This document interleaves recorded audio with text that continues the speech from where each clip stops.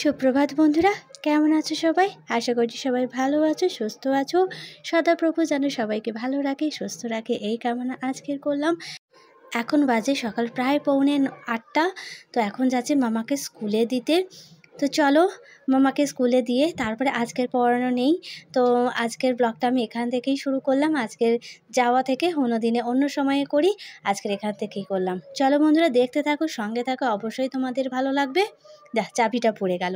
ঘরে বেরোনোর আগে চালা চাবিটা দেবো, সে চাবিটা পড়ে গেল। এই একটা সমস্যা। বাবুকে যদি বলি যে তুমি একটু তালা চাবিটা নিয়ে নাও, আর আমি সব কিছু রেডি করে মেয়ের ব্যাগ, বোতল, সমস্ত কিছু সব নিয়ে একসাথে নামবো, ও একটুখানি তালা চাবিটা দিলে কি হয়। যাই হোক, মামাকে স্কুলে দিয়ে দিয়েছি, দিয়ে এবার একটুখানি বেরিয়েছি, একটু বাজারের দিকে যাব। তো ভাবলাম একটু দাঁড়িয়ে যাই, আজকে যেহেতু পড়ানো নেই। তো একটু দাঁড়িয়ে গিয়ে তারপরে চলে এসেছি সোজা বাজারে। তো বাজারে এসে একটু মাছ নেব, অনেকদিন মাছ নেওয়া হয়নি। আজকে ভাবলাম আজকে একটু অন্য ধরনের মাছ নেব। অন্য ধরনের বলতে আমি খেয়েছি, বাবু বলছে আমি কোনো দিন খাইনি। তো তেলাপিয়া মাছ, তেলাপিয়া মাছ আমিও এখানে যতদিন এসেছি ততদিনে কোনো দিন তেলাপিয়া মাছ আমি কিনতে দেখিনি। তো আজকে বললাম তেলাপিয়া মাছ খেয়ে দেখো, টেস্ট বেশ ভালো হবে। তো একদম জ্যান্ত তেলাপিয়া মাছ দেখতেই পেলে, একদম নড়ছে। সেখান থেকে দুটো নিয়েছি, পুরো 500 হয়েছে। তো ওইটা নিয়ে এলাম, দেখলাম যে বেশ বড় বড় পিস, তাও 3 পিস 6 পিস করে দিয়েছে। মাছটা নিয়ে তো দাঁড়ানো যাবে না, সেই ছুটি হবে 10টার সময়। তো সেই কারণেই বাবুকে বললাম বাড়িতে চলো, তাতে মাছটা গিয়ে ধুয়ে ভালো করে বেছে নিয়ে নুন হলুদ মাখিয়ে রাখা যাবে। তো সেই মতন কাজ এসে একদম রেখে দিয়েছি করে, তারপর একটু ছাদে না এলে হয় না। তো এখানে এসে আজকের একটু মাটি তৈরি করলাম। একটু আমার কাছে তো গোবর নেই, তো ওই শুকনো যে ঘুঁটেগুলো থাকে সেগুলো দিয়ে একটু ভিজিয়ে নিয়ে আমি একটুখানি শুকনো মাটির সাথে মিশিয়ে নিয়েছি। আর ওইখানে দেখতে পেলে ওখানে শাক লাগাবো। তো নোটে শাক নিয়ে এসেছি, লাল নিয়েছি, সাদাও নিয়েছি।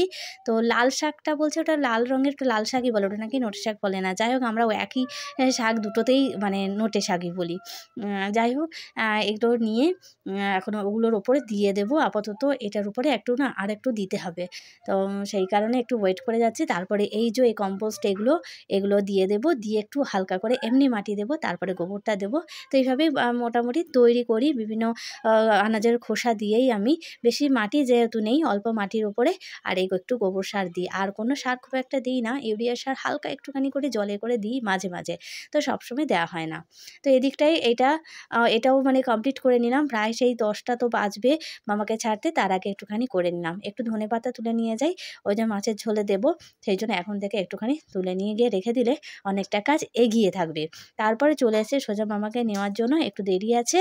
তো সেই দেখো ওইখানে দেখানোর জন্য করলাম, কি বড় একটা মৌচাক, বাপরে বাপ! যাদের জানলা, তারা মানে জানলাটা খুলতেই পারে না, না থাকে না, কিছু বুঝতে পারছি না। এত বড় মৌচাক, অনেকটাই মধু হবে। যাই হোক, মামাকে নিয়ে নিলাম। দুষ্টুটা দেখেছে, সামনেই দাঁড়াবে, ওই হাওয়াটা লাগে, আসার সময়ও ঠিক হাওয়া লাগাচ্ছে, যাওয়ার সময়ও ঠিক হাওয়া লাগাচ্ছে। আর তারপরে সর্দি সমানে বেরিয়ে যাচ্ছে। কথা না শুনলে আর মামার দোষ দিলে কী হবে?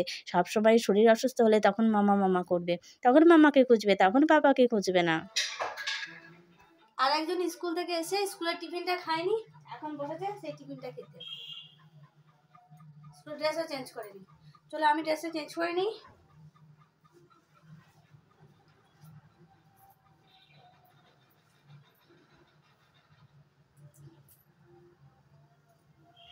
এবারে শীত সেমনভাবে পড়লো না, তো খুব তাড়াতাড়ি গরমটাও চলে এলো।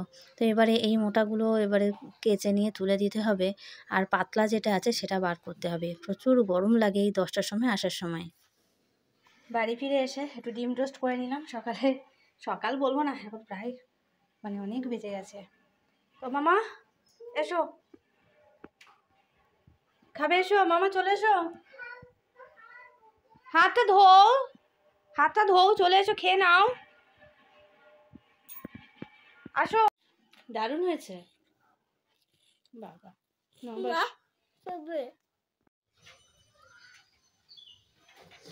অনেক বেলা পড়ে গেল, এবার রান্নাটা বসাতেই হবে।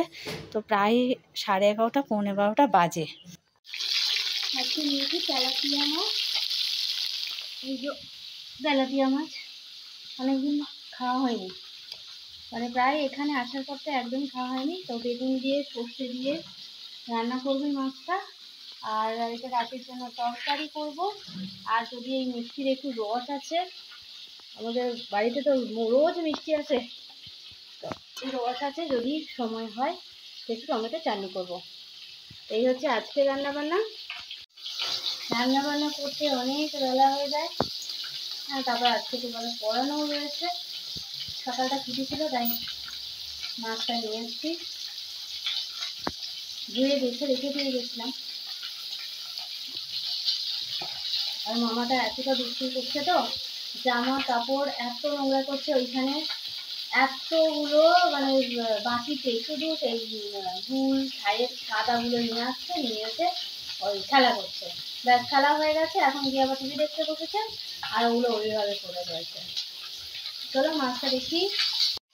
আর এখানে এই যে কালকে তুলে নিয়ে এসেছিলাম, একটু রোদে দিয়েছি ধুয়ে নিয়ে, নাহলে আবার আগুনে দিলে চটচট করবে। এগুলো সব কেটে নিয়েছি, আমলকিগুলো একদম একটু রোদে দিলাম, ধুয়ে নিয়েছি, তো আবার চটচট করবে যখন রেখে দেবো, আগুনে দেবো, সেই জন্য রোদ খাইয়ে নিই, শুকনো করে নিই।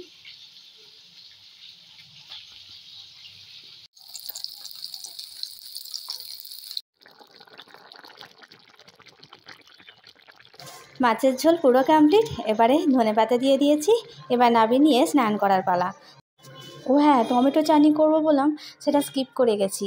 সেটা করেছি ওই যে স্নান করতে, মানে টমেটো চাটনিটা বসিয়ে দিয়ে আর আমি স্নান করতে চলে গেছি, মামাকেও স্নান করিয়ে দিয়েছিলাম, তো সেই জন্য স্কিপ করে গেছে টমেটো চাটনির রান্নাটা।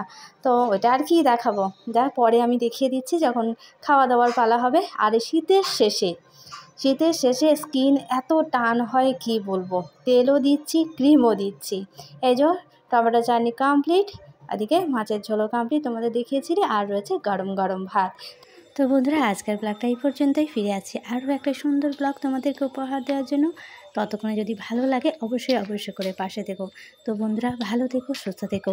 টাটা, আজ এই পর্যন্ত।